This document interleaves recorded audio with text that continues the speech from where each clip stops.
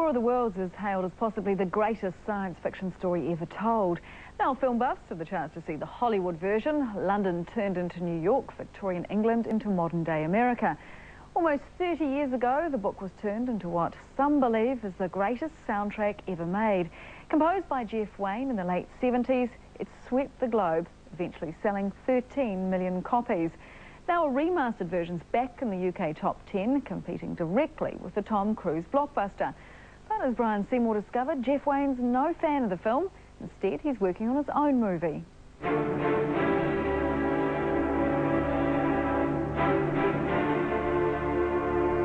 Well, I didn't know if there was an audience for it because it was this 96-minute, continuous play right in the middle of the punk revolution. The chances of anything coming from Mars are 1,000,000 to 1, he says. Take a book written in 1897, then set it to music, and throw in a narrator who talks through the whole saga.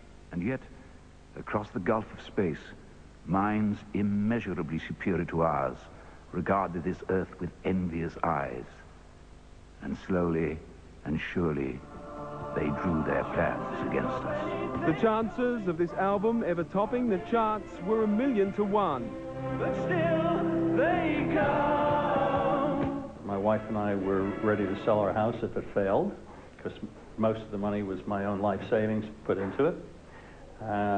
But it was very passionate, and it worked.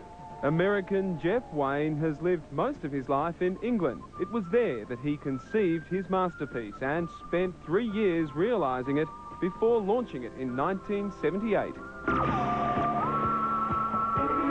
Screen great Richard Burton read the part of the journalist who recounts the near-total destruction of the human race by Martian invaders. It was the beginning of the rout of civilization, of the massacre of mankind.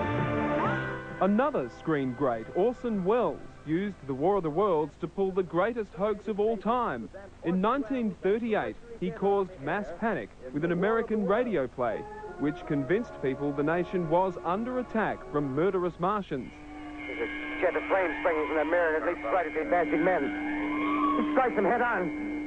Lord, they're turning into flames. The whole field's caught up by the woods, the barns. Of course, we are deeply shocked and deeply regretful about the results of last night's broadcast. Wells' stunt inspired Jeff Wayne, who had already made a name for himself, composing for movies and TV ads. Am I right in saying that Forever Autumn was originally written as a Lego commercial? Yeah, that's right. I wish that I was flying with them. Now you're not here. His industry contacts helped enlist A-listers like Moody Blues lead singer Justin Hayward. Add Thin Lizzy frontman Phil Lynott and the Kiwi singer from hit band Manfred Mann's Earth Band, Chris Thompson. Come on, little child.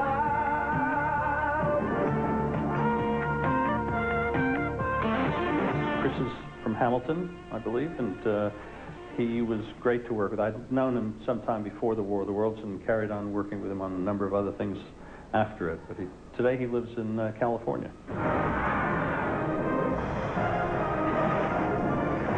Of course, the War of the Worlds has had the big-budget Hollywood treatment, but the Tom Cruise blockbuster has little to do with the original story.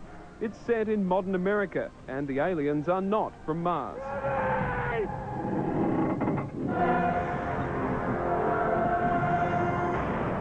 Wayne isn't impressed. Instead, he signed a deal to make the movie version of his album, hoping for a replay of its worldwide success. Jeff, we are very pleased to be able to present you with 13 platinum sales of the album. Holy moly. And this celebrates the 13 platinum sales of War of the Worlds in New Zealand. Over 200,000 copies. Congratulations, mate. That's how popular it is on this side of the planet. I actually never knew. I knew it had enjoyed tremendous popularity here, but I never realized that it hit this sort of heights. Well, thank you so much, and I guess thank you to Sony BMG for putting this all together. That's amazing. It is absolutely gorgeous. And over there, you've got a little royalty symbol down there. And you've got a little New Zealand pin down here, just to remind you which country this is for, because you must have a few of these by now. Well, I won't ever forget this one. That's all we'll cherish forever.